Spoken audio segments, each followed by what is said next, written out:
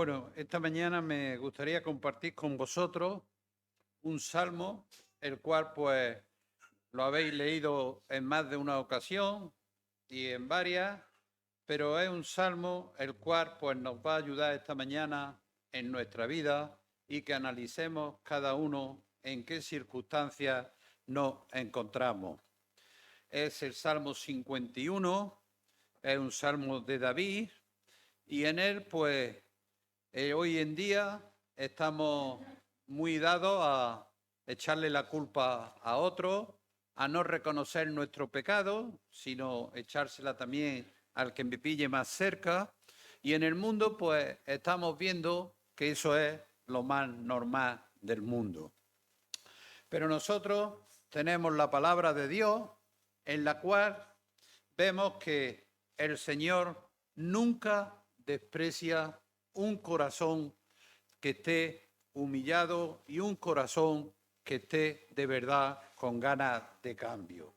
Es decir, el corazón que Dios no desprecia jamás. Como todos sabéis, este Salmo 51 surge en el momento más oscuro de la vida del rey David. Sabéis que en ese momento, pues más o menos, un poco antes, había cometido el adulterio con Betsabé y posteriormente había asesinado a su marido Urías. Todo ello lo podemos ver en Segunda de Samuel, capítulo 11 y 12. No se va a leer, por supuesto, pero os recomiendo y os animo a que lo leáis en vuestras casas. A pesar de que David, como todos sabéis, era conocido como un hombre conforme al corazón de Dios. David cayó estrepitosamente, como todos sabemos, cuando se encontraba en la cima de su reinado, cuando se encontraba en lo más alto, tenía ya un gobierno consolidado y tenía plena madurez espiritual. Pero aquí está la paradoja, hermano.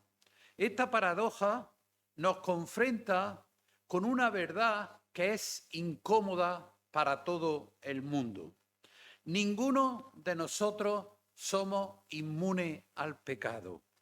Ninguno de nosotros somos inmunes al pecado. No importa los años que llevemos en la fe, no importa el conocimiento teológico o lo que vosotros queráis, no importa las victorias que hayas alcanzado espirituales. La caída de David, precisamente cuando parecía estar en lo mejor de su vida, fue cuando tuvo esa caída. Por eso tenemos en la palabra de Dios advertencias que no podemos dejarlas pasar.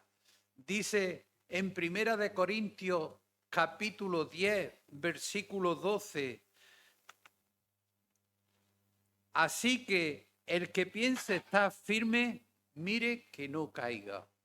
Fijaros, hermanos, qué versículo. El que piensa estar firme, mire que no caiga. Es decir, nadie está inmune al pecado. Nadie. David, cuando esto pasó, tenía aproximadamente unos 50 años.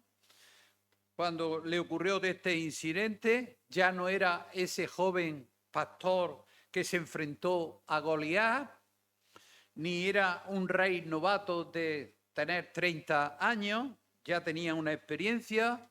Es decir, David era un rey maduro, un líder maduro, con una experiencia sobre ya acogida. Había escrito también numerosos salmos, había consolidado su reinado como, pues con paz, prosperidad y un fuerte liderazgo espiritual. Sin embargo, en el momento más óptimo de su vida, cuando los reyes salían a la guerra, él decidió quedarse en Jerusalén. Cayó en lo que sería y convertiría en el más despreciable de sus pecados. David codició la esposa del prójimo, cometió adulterio, embriagó al esposo, lo mandó matar a Urías. ¿Y qué? Pues por si no era poco, todo este suceso lo encubrió aproximadamente por un año. Y claro, esto que hemos visto, pues vemos aquí una descripción y resulta profundamente chocante, y hay que decirlo así, cuando recordamos que estamos hablando de ese hombre que Dios mismo había llamado conforme a su corazón. Hermano, aquí tenemos una lección muy clara, una lección clarísima. El cristiano debe de caminar con cautela, sospechar hasta de nosotros mismos y no exponernos a aquello que sabemos que es contrario a la voluntad de Dios. Sí, no hacer las cosas que sabemos que no le agrada al Señor. Caminar con cautela. David, el salmista, el rey ungido, el vencedor de gigantes, ¿pudo caer tan bajo? Por eso, el ser humano, somos muy dados a presumir. Pues hermano, ninguno de nosotros debe de presumir de estar a salvo de con sus propias fuerzas. Nuestras propias fuerzas no valen para nada. Por eso, cuando nos enfrentamos a la realidad de nuestro pecado, hay una pregunta crucial. ¿Cómo respondemos cuando somos confrontados con nuestro pecado? ¿Cómo respondemos cuando somos confrontados? No nos gusta, ¿eh? No nos gusta. Pero sí me gusta opinar del vecino. De eso sí me gusta. Pero que a mí me confronten mi pecado, nanay de la China. Pues tenemos la gracia de la confrontación divina. Cuando el profeta Natán confrontó a David con su pecado mediante la parábola de segunda de Samuel, capítulo 12, los versículos del 1 al 14, no los vamos a leer por amor al tiempo, pero ahí vemos que el rey David pudo haberse resistido, David podía haber negado todo, podía haberse justificado, anda que no somos dados a justificarnos poco bien. Él podía haber negado y justificado la acción que acababa de hacer, pero no lo hizo. Después de todo, la parábola de Natán lo que le pone aquí, que iba a morir su hijo, que iba a pasar todo. ¿Y qué fue lo que hizo David? En vez de autojustificarse, lo primero que hizo David fue algo crucial. ¿Qué es lo que respondió? He pecado contra ti, Señor. Versículo 13, segunda de Samuel 12, 13. Dice, entonces dijo David a Natán, pequé contra Jehová. Y Natán dijo a David, también Jehová ha remitido tu pecado, no morirás. Hermano, esta decisión a recibir la reprensión contrasta con nuestra tendencia natural a levantar barreras defensivas cuando somos confrontados con nuestro pecado. Y el primer versículo nos revela algo importante cuando dice, entonces el Señor envió a Natán a David. Es decir, no fue una iniciativa de Natán. Natán fue enviado por Dios. ¿Y por qué? Porque Dios en su bondad, Dios nos busca cuando nosotros nos estamos desviando, como el pastor cuando saca las ovejas del fuego y las ovejas quieren seguir y entrar voluntariamente en él. Esta confrontación divina es una manifestación más de la misericordia y del amor que Dios tiene con cada uno de nosotros, no de su rechazo. No debemos de rechazarlo. David pudo haber rechazado la corrección, pero eligió recibirla. Era el rey. Él podía haberlo negado, pero no, quiso recibir esa corrección. En ese momento, cuando él comienza a querer, ya empieza esa humillación y es cuando comienza ese camino de restauración hacia Dios. Esa disposición de aceptar la represión, hermano, es el primer paso hacia la santidad. Cuando uno acepta ser reprendido, es el primer paso que damos hacia la santidad. Y vemos como de ese conocimiento inmediato que tenía David, resale este Salmo 51 y nos va a revelar características del corazón que Dios no desprecia. Vamos a ver características que Dios no desprecia. Vamos a leer el Salmo 51.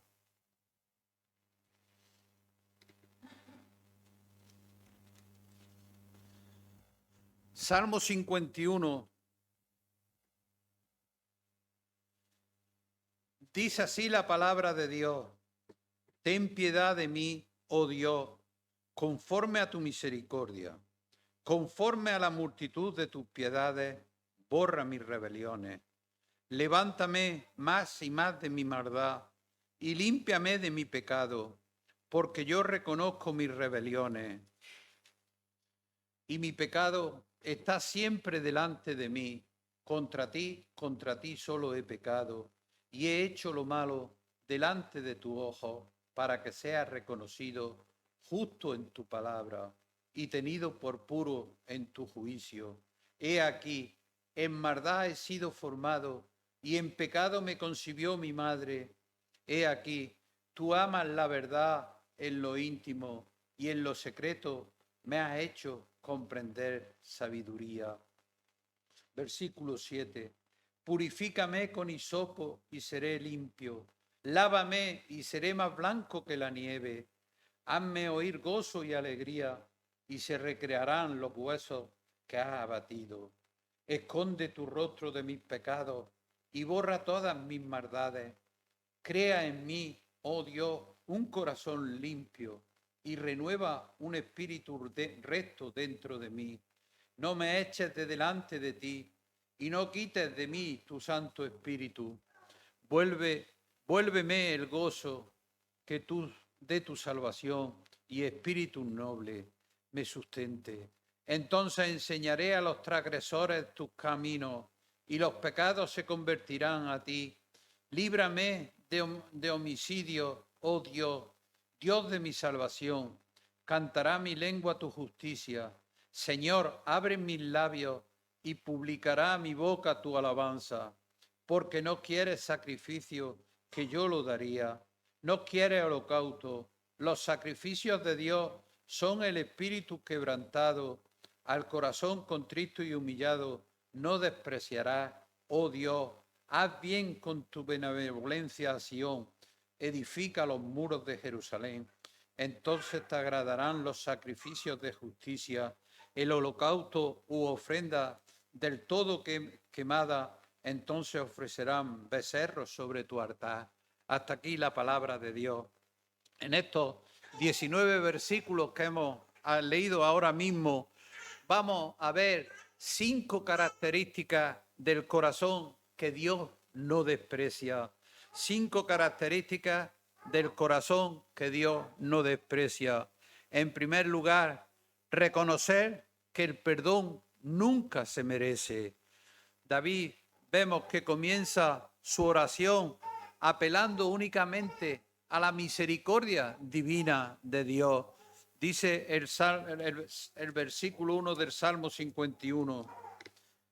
Ten piedad de mí, oh Dios, conforme a tu misericordia, conforme a tu multitud de tus piedades, borra mis rebeliones.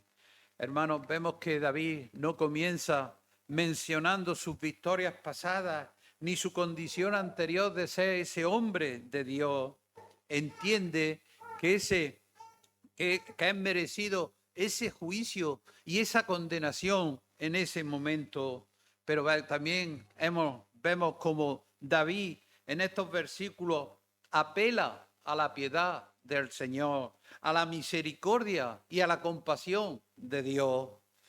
Y cuando eso me vino a la mente, cuando estaba preparándolo, me vino a la mente como el hijo pródigo cuando regresa al padre. Ya no soy digno de ser llamado tu hijo. Hermano, David se acerca a Dios sabiendo que no merece absolutamente nada. Y tenemos que tener claro una cosa: el perdón, por definición, es algo inmerecido que se concede por pura gracia. El perdón es algo inmerecido que se recibe por pura gracia. No hay logros espirituales previos que puedan compensar la ofensa del pasado, del pecado. Hermanos, solo la misericordia de Dios puede borrar lo que ningún ser humano puede limpiar. Solo la misericordia de Dios. Y esta humildad inicial establece el tono de toda la oración que hemos leído y revela y marca el arrepentimiento genuino, la ausencia de autocomplacencia, la ausencia de total autojustificación. No se autojustificó en ningún momento.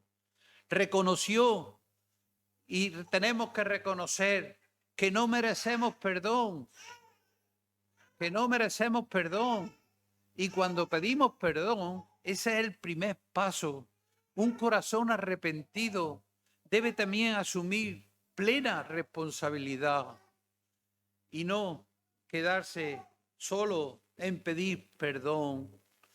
El segundo punto, admite completamente su responsabilidad. En los primeros 9 versículos, David utiliza 9 veces el pronombre y los determinantes posesivos yo, mí y mis al referirse a su pecado. Vemos también que David no culpa a Betsabé, a las circunstancias ni a la tentación. En cambio, confiesa su responsabilidad personal. En el versículo 3, ¿qué es lo que dice? Porque yo reconozco mis rebeliones y mi pecado está siempre delante de mí. Mi pecado está siempre delante de mí. Vemos como David utiliza prácticamente todas las palabras hebreas que había disponibles para describir su falta. Rebelión, maldad, iniquidad y pecado. ¿Y sabéis una cosa? Que no minimiza ni suaviza su culpa. Ni minimiza ni suaviza su culpa. Somos muy dados a quitarle importancia a las cosas. Vemos aquí que David no reconoce que aunque podemos ser tentados, porque podemos ser tentados, pero la decisión de ceder a la tentación es nuestra y de nadie más. Claro que podemos ser tentados, pero la decisión es nuestra y no hay nadie más, solo nosotros. Y Santiago, hermano, nos recuerda que precisamente nadie nos obliga a pecar. Nadie nos obliga a pecar. La tentación viene, ¿por qué? Por nuestros propios deseos, por nuestros propios querer hacer las cosas que nos seducen y nos arrastran, como estamos viendo en muchos casos. Por eso, un corazón arrepentido no busca, como solemos decir, chivo expiatorio o no busca atenuantes. Sí, hermano, un corazón arrepentido no busca atenuantes ni busca echar la culpa a otro. Asume completamente su responsabilidad por las decisiones y acciones que ha cometido en ese momento. Por eso, hermanos, esta honestidad brutal que estamos viendo en estos mismos versículos son dolorosos, pero es necesaria. Es necesario para la reconstrucción y para esa verdadera restauración de ser hijos de Dios. Sin embargo, admitir la culpa no es suficiente, hermano, si no se acompaña de una actitud correcta frente a las consecuencias que Dios dispone. En tercer lugar, acepta las consecuencias como justas. Dice el versículo 4, fijaros, la pregunta es, ¿acepta las consecuencias como justas? Y dice el versículo 4, contra ti solo he pecado y he hecho lo malo delante de tu ojo para que seas reconocido justo en tu palabra y tenido por puro en tu juicio. Hermano, David había escuchado de Natán las terribles consecuencias que iban a venir sobre su casa, incluyendo la muerte de su hijo. Como podemos leer en el versículo 14 de 2 de Samuel 12. Él había oído todo. Pues aún así, reconoce que Dios es justo en su justicia. Hay un versículo en Proverbios, capítulo 19, versículo 3, que declara una verdad penetrante. Proverbios 19:3 dice: la insensatez del hombre tuerce su camino y luego contra Jehová se irrita su corazón. La insensatez del hombre tuerce su camino y luego contra Jehová se irrita su corazón. El ser humano escoge el pecado, pero Dios impone las consecuencias. Un corazón arrepentido la acepta como justa y necesaria, sin resentimiento ni amargura. Hemos visto que David no cuestiona la severidad de ese juicio divino, ni acusa a Dios de injusticia.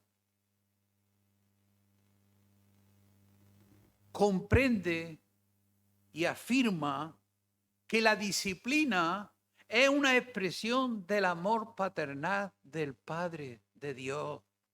Hebreos, capítulo 12, versículo 6, todos lo sabemos, porque el Señor al que ama, disciplina y azota a todo el que recibe por hijo. Que me digan a mí lo del Evangelio de la Prosperidad aquí. Esta sumisión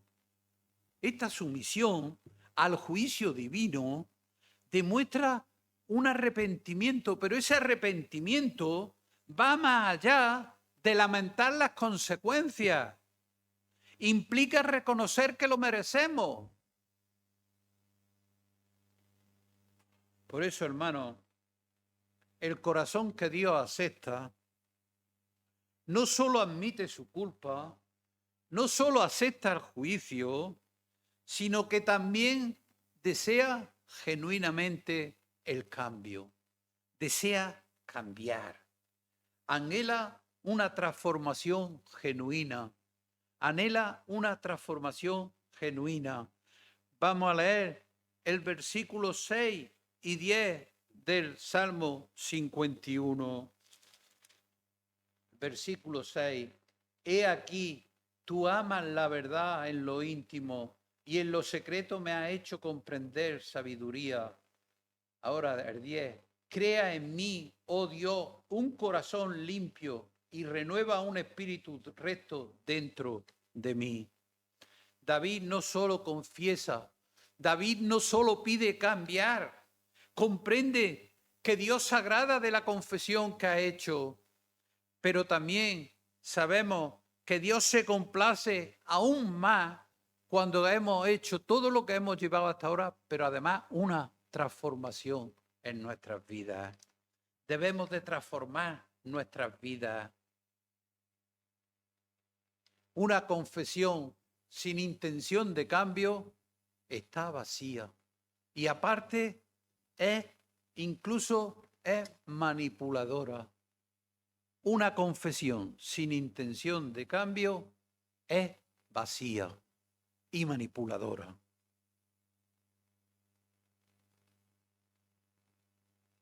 Hermano, David clama por ser diferente, pero desde dentro del alma, sabiendo que esa pureza no la puede producir él mismo, sino solo Dios mediante el Espíritu.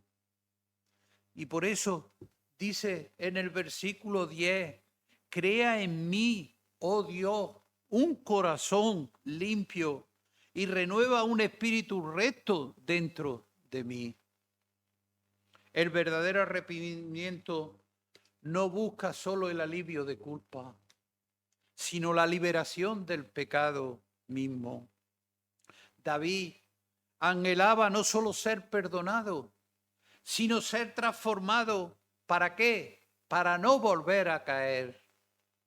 David anhela ese deseo de santidad interior. Esa es la marca distintiva de un corazón genuino arrepentido. Hermano, sobre el fundamento de la humildad, la responsabilidad y la sumisión y anhelo de cambio, constituye la última característica, una confianza inquebrantable en la gracia de Dios. Confía plenamente en la aceptación divina. Versículo 17 dice: los sacrificios de Dios son el espíritu quebrantado, el corazón contrito y humillado, no despreciarás tú, oh Dios. A pesar de la gravedad de su pecado, del adulterio, del asesinato, de la mentira, de la hipocresía, David vemos cómo tiene plena confianza en que Dios lo va a aceptar de nuevo. David tiene plena confianza en que va a ser aceptado de nuevo. David se ha presentado como pobre de espíritu, uno de aquellos que Cristo llama bienaventurado, de Mateo capítulo 5, versículo 3. Reconoce que él no tiene solvencia moral para ganar su favor, ni tiene esa pureza espiritual para estar en su presencia. ¿Y entonces qué sucede? Por eso, todos los verbos que podemos ver son peticiones que hace David. Ten piedad, lávame, límpiame, purifícame, hazme oír, esconde tu rostro, borra, crea, renueva, no me eches, restitúyeme, sosténme. En otras palabras, hermanos, vemos cómo David reconoce su absoluta dependencia de Dios. Y esta confianza no es presunción, sino es una confianza genuina en el carácter misericordioso de Dios. David sabe que viene sin méritos ninguno, pero también sabe que Dios no rechaza el corazón que está verdaderamente quebrantado. Ese no lo rechaza Dios. Esa certeza es la gracia divina, completa el retrato del arrepentimiento que conduce a la restauración. Y detrás de esa confianza que David se encuentra una verdad y aún mayor mismo compromiso plenamente. David se compromete plenamente con la palabra de Dios, el cumplimiento perfecto de Cristo. Este Salmo 51 apunta a Cristo, quien llevaría sobre nosotros la culpa como David lo reconoce. Cuando David pide ser lavado, versículo 7 dice, más blanco que la nieve. Ya está anticipando la obra perfecta de Cristo que nos limpia completamente. La sangre de Jesús es la respuesta definitiva a la petición de David de que sus transgresiones son borradas. En la cruz, el documento de deuda que había contrasta que había contra nosotros fue clavado y cancelado en la cruz. Ese documento de deuda, como nos dice Colosenses capítulo 2, versículo 14.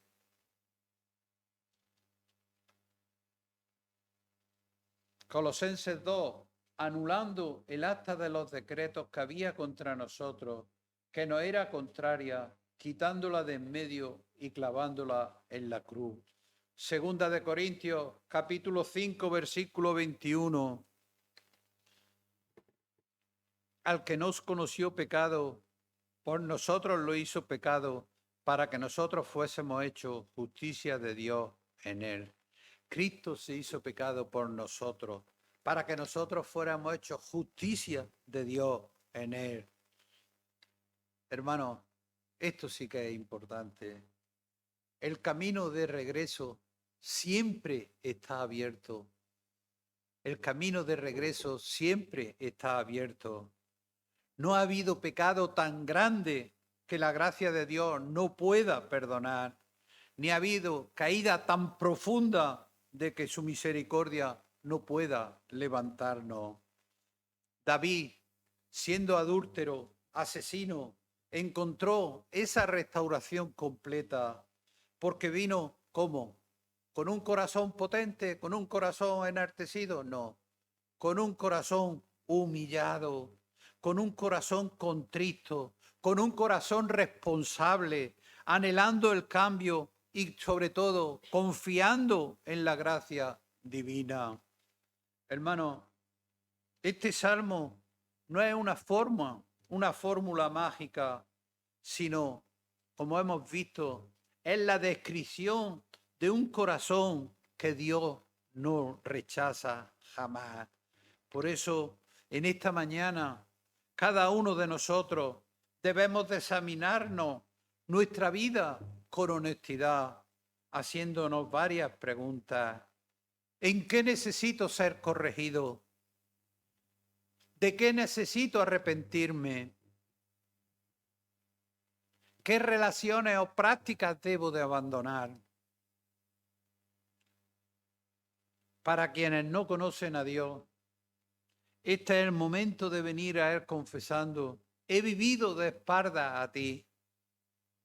Para los creyentes que han caído en pecado, no queda otra opción que acercarse con humildad, reconociendo las faltas como sin excusa.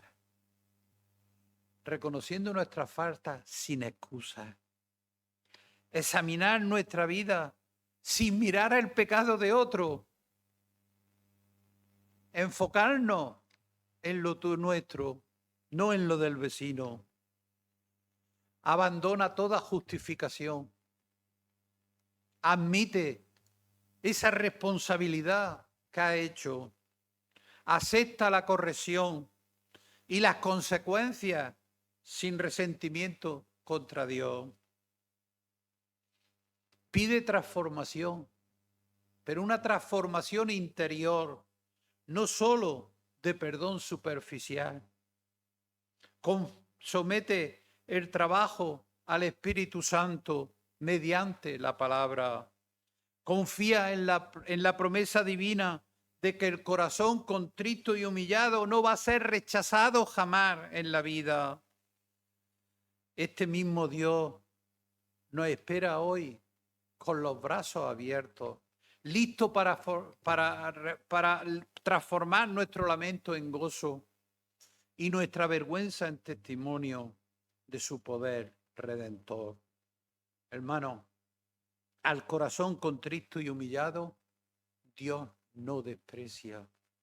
No importa cuán lejos hayas caído, lo que importa es cuán sinceramente regreses a la palabra. y a Dios. Pues que el Señor nos ayude en esta mañana a vernos y a analizarnos y no a poner, como a veces ponemos, coraza y aceptar nuestro pecado con toda responsabilidad.